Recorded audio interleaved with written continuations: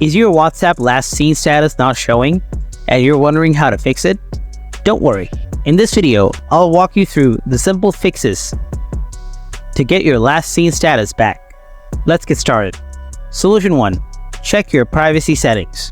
If you have already changed the last seen settings from everyone to nobody, you need to reverse the settings. To do this, open WhatsApp, tap on the three-dot icon on the top right corner, tap on Settings, go to Privacy, tap on Last Seen and Online. Select Everyone or My Contacts under the section you can see My Last Seen. Select Same as Last Seen under the section Who Can See I Am Online. Now you and your contacts will be able to see your last seen.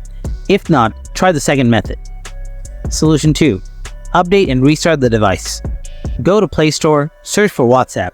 Update the app if it's available. After doing so, restart the device. Solution 3. Check network stability. Check if the network is stable. Try switching between Wi-Fi and mobile data.